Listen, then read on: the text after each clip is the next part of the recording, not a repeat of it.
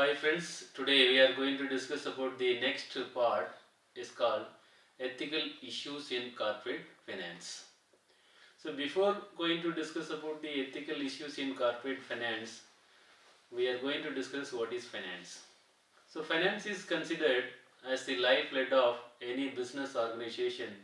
In the absence of finance, nobody can imagine either of setting up business or its operations or development. Not only this, finance is needed even those areas where economic activities of any type are preferred. According to Husband and Duskney, something must be there for directing the flow of economic activities and these conduct without any bottleneck. Finance is the only means which can perform this function. So next part we are going to discuss under that is financial system. Importance of financial system. So money and finance alone cannot lead to economic development. The financial system plays a significant role in bringing about economic development of any country. This is achieved by stimulating the accumulation of capital and by efficient allocation of it. If any economy, there are two groups of people. One is savers, another one is the investors. The savers are those whose current income exceeds the current expenditure, while the investors are those whose current income is less than the current expenditure. The function of financial system is to establish the bridge between the savers and the investors and to facilitate the transformation of savings into investment. The next aspect is the structure of Indian financial system. The financial system of any country comprises the financial markets and the supporting institutions. A financial market is one in which financial assets are created or transferred. Financial assets represents a claim to the payment of the sum of money sometime in the future. The Indian financial system consists of the Indian money market and capital market. The distinction between these markets is based on the period for which the money is lent and borrowed. The money market deals with all transactions in short-term debt with a period of maturity of 1 year or less, whereas the capital market pertains to transactions related to long-term debt with a period of maturity above 1 year. The Indian financial system consists of financial markets, financial institutions, financial instruments, and financial services. First, the financial markets. The financial market is a place where the financial assets are created or transferred. The financial assets represent a claim to the payment of a sum of money sometime in future. The financial markets may be classified either primary and secondary or more often as money market, capital market, government security markets, foreign exchange markets. First, the money market. The money market is the place where demand for and the supply of short-term funds meet.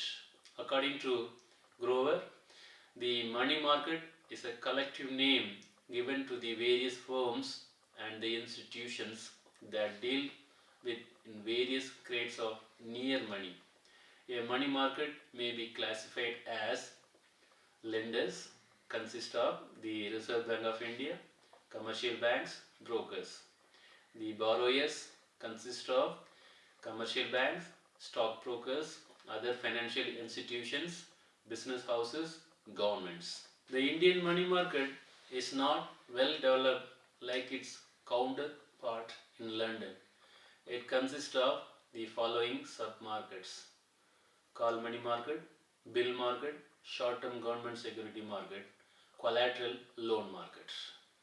The next aspect is capital market. A capital market may be defined as the organized mechanism meant for effective and smooth transfer of money capital or financial resources from the investors to the entrepreneurs. It is the market for long-term funds. It is the market from where productive capital is raised and made available for industrial purposes. It consists of a series of channels through which the savings of the community are made available for the industrial and commercial enterprises and public authorities. It involves those private savings, individual and corporate, which are turned into investments through new capital issues and new public loans floated by government and semi-government bodies. Next aspect is the government security market. It is the market where government securities are traded. This market is also known as gilt-edged markets. The government securities market plays an important role with banks and financial institutions by providing a collateral that could be utilized for gaining financial support and liquidity without creating a moral hazard. In India, there are two kinds of government securities. One is the short term, another one is the long term. The long term securities are traded in the government security market while the short term securities in money market. The next aspect is the foreign exchange market. A foreign exchange market is a place where a foreign exchange is bought and sold. With the growth of the population and the development of nations and political boundaries, it was found that each nation was not self-sufficient in everything. Each country had to depend on others for goods and services. Trading between nations thus developed, and as a result, a new problem known as foreign exchange emerged. As each country developed its own currency, the currency of one country was not acceptable to another country where a different currency was in circulation. So, foreign exchange is the means and the methods by which one country's currency is converted into another country's currency. Next, we are going to discuss about the study of finance. The study of finance can be made in 5 ways. They are: number 1, the public finance. The government has the right to collect finances or revenues through taxation and other means and have authorities to use such finance within the constitutional limits.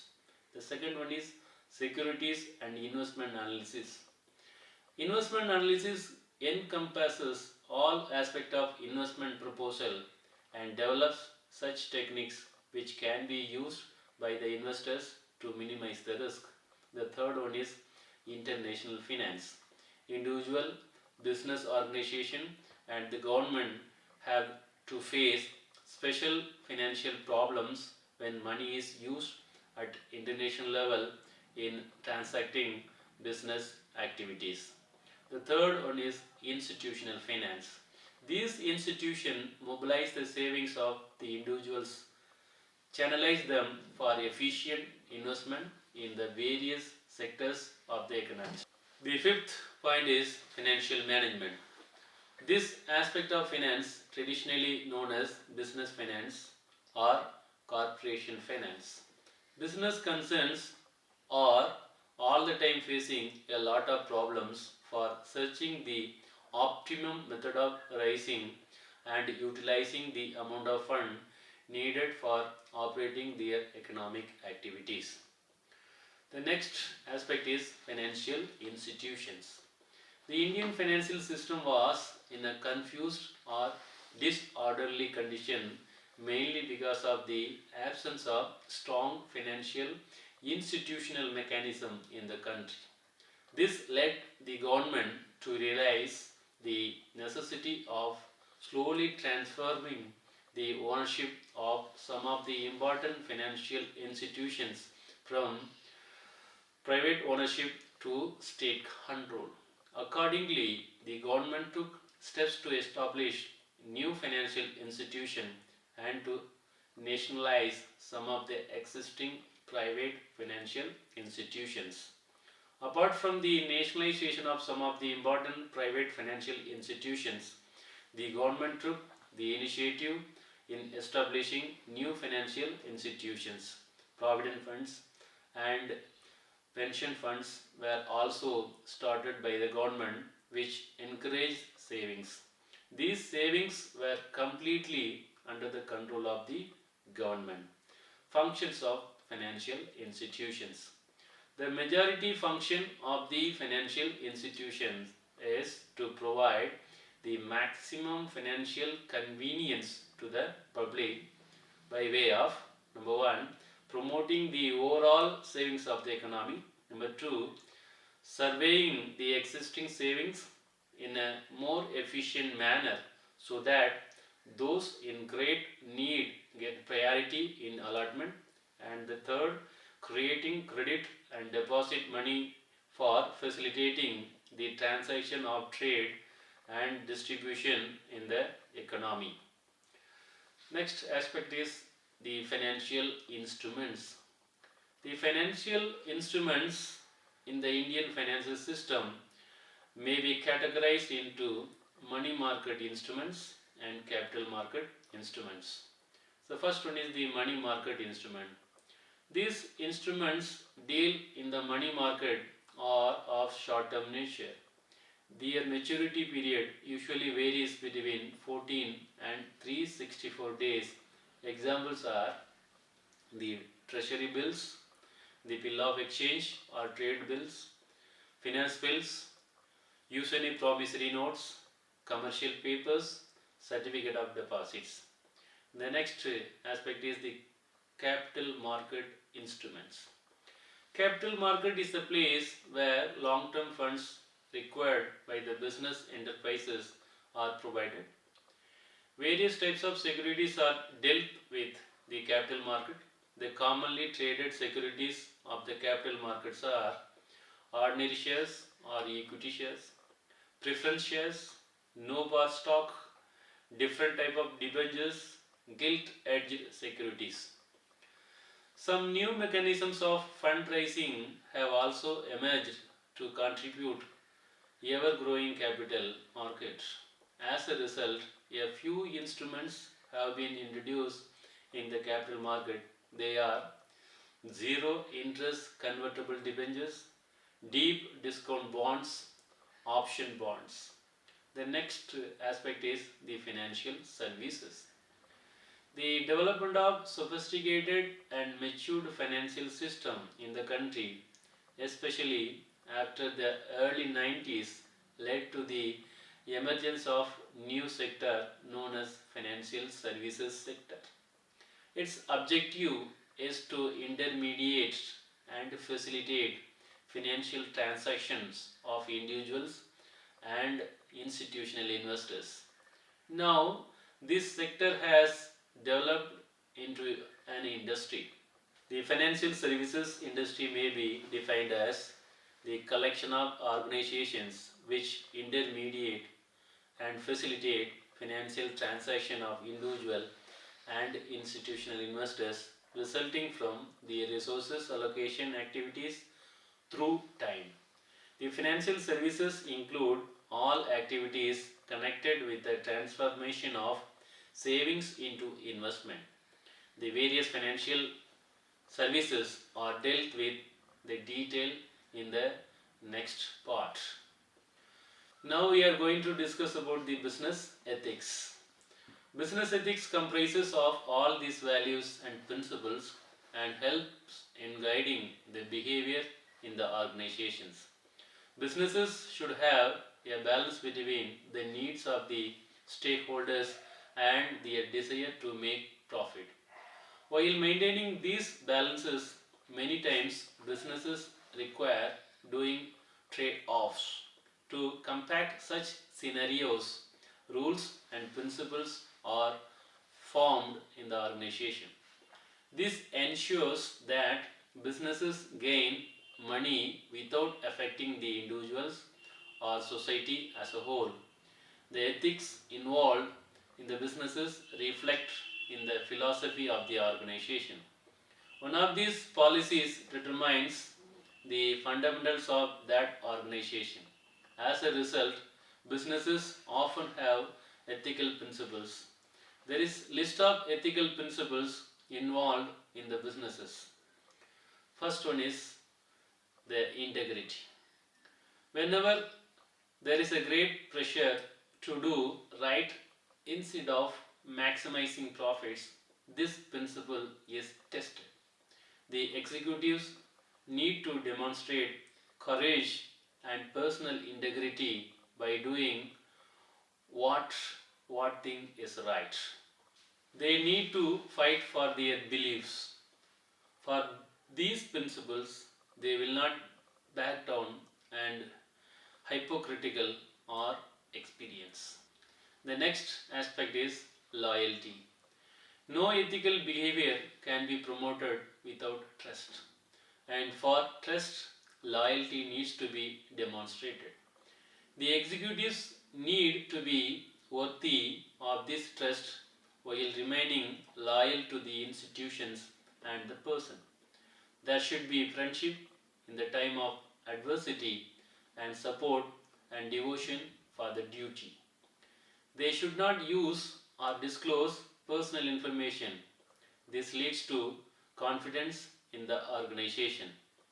They should safeguard the ability of professional to make independent decision by avoiding any kind of influence or conflicts of interest. So, they should remain loyal to their company and their colleagues. When they accept the other employees, they need to provide a reasonable time to the firm.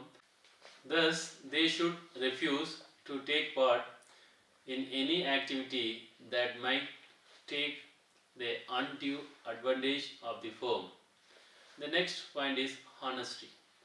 The ethical executives are honest while dealing with their regular work. They also need to be truthful and do not deliberately deceive or mislead the information to others. There should be an avoidance of the partial truth, overstatements, misrepresentation, etc. Thus, they should not have selective omission by any means possible. The next point is respect and consent. These are the two necessarily different forms of behavior in the organization, but they go in tandem. That's why they have been put under one principle. When the executive is ethical, he or she is compassionate, kind, and caring. There is one golden rule which states that help those who are in need. Further, seek their accomplishments in such a manner that the business objectives of the firms are achieved. The executives also need to show respect towards employees' dignity, privacy, autonomy, and rights. He needs to maintain the interest of all those decisions are at stake. They need to be courteous and treat the person equally and rightly. The next point is fairness. The executive need not be just fair in all the dealings, but they also should not exercise the wrong use of their power. They should not try to use over each or other incident manners to gain any sort of advantage. Also, they should not take undue advantage of anything or other people's mistakes. Fair people are inclined more towards justice and ensure that the people are equally treated. They should not be tolerant, open minded, willing to admit their own mistakes. The executives should also be able to change their beliefs and positions based on the situation. The next point is leadership. Any executive, if ethical, should be a leader to others. They should be able to handle the responsibilities. They should be aware of opportunities due to their position. The executives need to be a proper role model for others. The next aspect we are going to discuss is importance of ethics. Under that, the first aspect is satisfying basic human needs. Being fair, honest, and ethical is one of the basic human needs. Every employee's desire to be such himself and to work for an organization that is fair and ethical in its practices. Next one is uniting people and leadership. An organization driven by values is reversed by its employees also. They are the common thread that brings the employees and the decision makers on common platform. This goes a long way in aligning behaviors within the organization towards achievement of one common goal or mission. The next point is creating credibility. An organization that is believed to be driven by moral values is respected in the society even by those who may have no information about the working of the business or an organization. Infosys, the company, for example, is perceived as an organization for good corporate governance and social responsibility initiatives. This perception is held for and wide even by those who do not even know what business the organization is into. The next point is improving decision making. A man's destiny is the sum totals of all the decisions that he or she takes in the course of his life. The same holds true for organization also. Decisions are driven by values. For example, an organization that does not value competition will be fierce in its operating, aiming to whip out its competitors and establish a monopoly in the market. The next point is long-term gains. Organizations guided by ethics and values are profitable in the long-term run, though in the short run they may seem to lose money. Tata Group, one of the largest business organization in India, was seen on the verge of decline at the beginning of 1990s, which soon turned out to be otherwise. The next point is securing the society. Often ethics succeed the law for safeguarding the society. The law machinery is often found acting as a mute spectator, unable to save the society and the environment. Technology, for example, is growing such a fast pace that by the time law comes up with the regulation, we have a newer technology with new threats replacing the older one. Lawyers and the public interest legislation may not help a great deal, but ethics can. The next topic we are going to discuss is the need for business ethics. The aspects are stop business ethics malpractices, safeguarding consumers' rights, gain confidence of consumers, survival and growth of business, creating goodwill, healthy competition, consumer satisfaction, building strong relationship with customers and clients. The next aspect is the elements of business ethics. Under that, the first point is formal code of conduct. Those organizations which undertake to inculcate ethical conduct in the business organization establish and implement the code of conduct for their employees and members. These codes are the statements of organizational values. The next point is ethics committee. There are many organizations which create the ethics committee, which is especially dedicated to maintaining ethics in the organization. Such committees raise ethical concern, develops and update the code of conduct, settle down ethical dilemmas in the organization. The next point is ethical communication. Another major component is the development of an effective ethical communication system, which has a great role to play in making the ethics program successful. It tends to educate employees regarding the ethical standards and norms of the organization. The next point is ethics office. The next step is the setting up of an ethics office to communicate and enact policies among various members of the organization. And the next point is disciplinary system. A disciplinary system should be formed so as to handle the ethical contravention quickly and severely. The next point is ethics training program. Another important aspect is the ethics training program, in which the employees of the organization undergo training and learn ethical norms of the company. The next point is monitoring. An ethical program is considered successful and fruitful only when an effective monitoring committee is created, which looks after various processes and controls deviations. The next topic or aspect of the presentation is principles of ethics. The first point is avoid exploitation of consumers.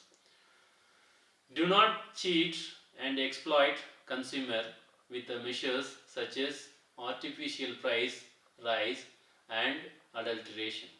The next one is avoid profiteering. Unscrupulous business activities such as hoarding, black marketing, selling banned or harmful goods to earn exorbitant profit must be avoided. The next one is encourage healthy competition. A healthy competitive atmosphere that offers certain benefits to the consumer must be encouraged. The next one is ensure accuracy. Accuracy in weighing, packaging and quality of supplying goods to the consumers has to be followed. The next one is pay tax regularly. Taxes and other duties to the government must be honestly and regularly paid. The next one is get the accounts audited. Proper business records accounts must be managed. All authorized persons and authorities should have access to these details. The next one is fair treatment to employees. Fair wages or salaries, facilities and incentives must be provided to the employees. Keep the investors informed. The shareholders and the investors must know about the financial and other important decisions of the company. The next one is avoid injustice and discrimination. Avoid all types of injustice and partiality to employees. Discrimination based on gender, race, religion, language, nationality, etc. should be avoided. And the next one is no pride and corruption. Do not give expensive gifts, commissions and payoffs to people having influence. The next point is discourage secret agreement. Making secret agreements with other business people to influence production, distribution, pricing, etc. are unethical. The next point is service benefit profit.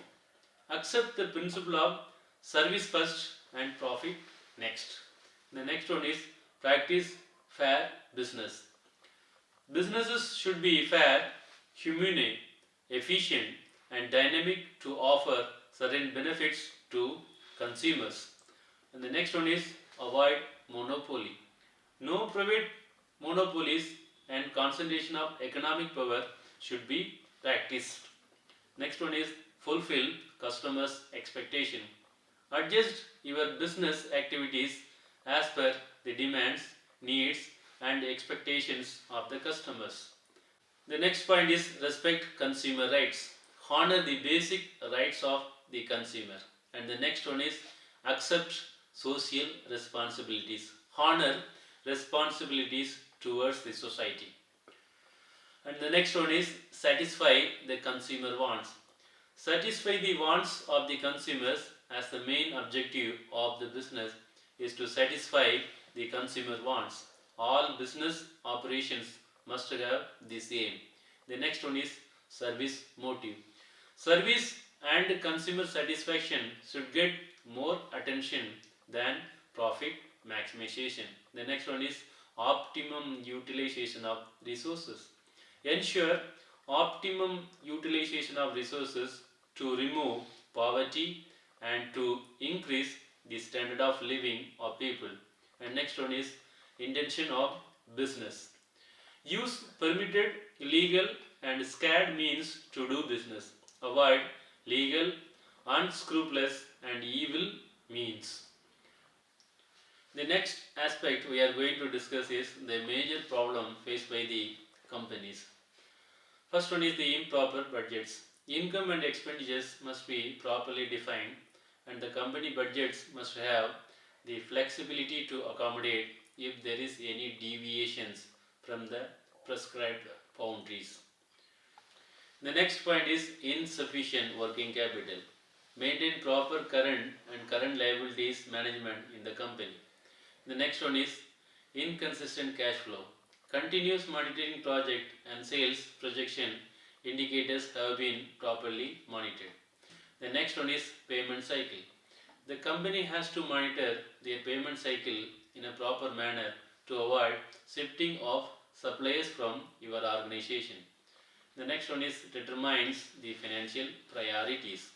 It is a duty of the company must identify the priorities of the payment that hampers the day-to-day operation of the company. The next one is revival and monitoring. Financial projects have to be identified, monitored at frequent intervals, and if there is any deviation, corrective measures have to be followed. The next one is too much debt. Just like a debt equity ratio, your lender uses when seeing if you qualify for a home purchase. A business lender wants to know that you are not overweighted in debt. If you are, it suggests a few problems. The first, which is obviously cash flow. It suggests that a business leaders are not capitalizing on opportunities and offsetting problems with more debt. Another issue, this brings up the potential bankruptcy. Next one is not enough collateral. Collateral greatly reduces risk to lenders. Collateral is an asset that has value. If the company experiences financial hardship, potentially going into bankruptcy, collateral backs the loan. Collateral can be the land, machinery, personal assets, or commercial vehicles. Even with a collateral, you won't get the entire values of assets as a loan. Generally, a bank will only lend up to 75% as a loan value ratios. The next point is working capital deficiencies. Working capital is the lifeblood of any company, but is also the hardest to obtain if you seek more than 12 months of expenditures. If a company doesn't have enough working capital and cash flow to support those expenditures, it may be able to obtain a line of credit for under 1 year, but needs to be demonstrated a means to generate the capital needs to sooner than later. The next one is need high down payment. Similar to collateral, a down payment is often required for a business loan. Like a home purchase, the lender wants to see that the business is able to manage money in a way as to save or raise equity. Lenders consider this as a strong indicator of the financial management and the ability of the leadership. But growing companies often take every dollar raised and earned and put it the right back into development of the company. This makes a down payment unlikely for growing companies. The next one is can't afford payments. This goes back to cash flow. If a company doesn't have enough cash flow, it can't afford the payment of the loan. This means that a loan would go into default, leaving the lenders with a bad debt. This puts growing companies in a countdown because they need every dollar to go back into the and raise the expenditure to do so, but need to get cost enough to pay the bills, namely the loan. The next point is offering too many sales promotion. It's fine to offer sales or promotional offers to boost a stacking business, but doing it too often will eat into your profits. Watch out the attraction of the short-term sales that will threaten the long-term survival of any brand. Monthly expenses. You know there will be a monthly expenses, but entrepreneurs often forget the many hidden costs of running a business. There are employee wages and bonuses, licenses, insurance premiums, equipment purchase, maintenance, and of course regular utility bills to pay. The next aspect we are going to discuss is overcoming the financial problems. Knowing the problems helps you overcome them in business financing.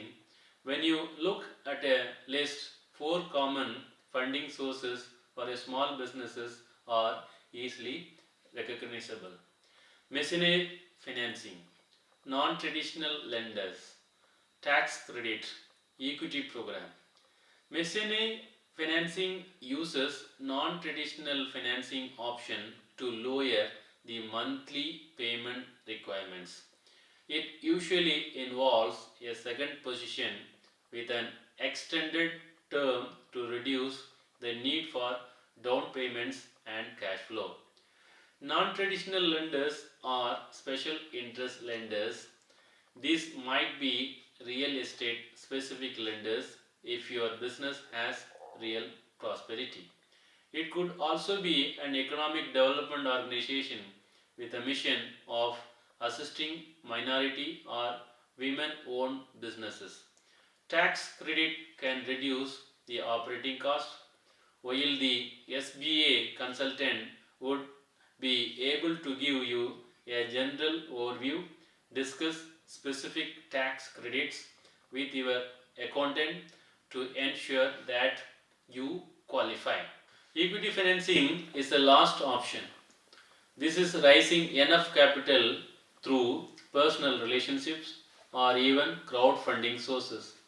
As you raise capital, your need for debt is reduced, and thus your collateral, down payment, and cash flow limitations become resolved.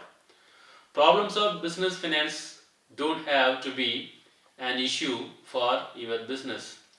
If you consider the need and viability of each option before you apply, establish a plan to overcome the most common problems that businesses owners experience with financing so you can set yourself for the success. Thank you.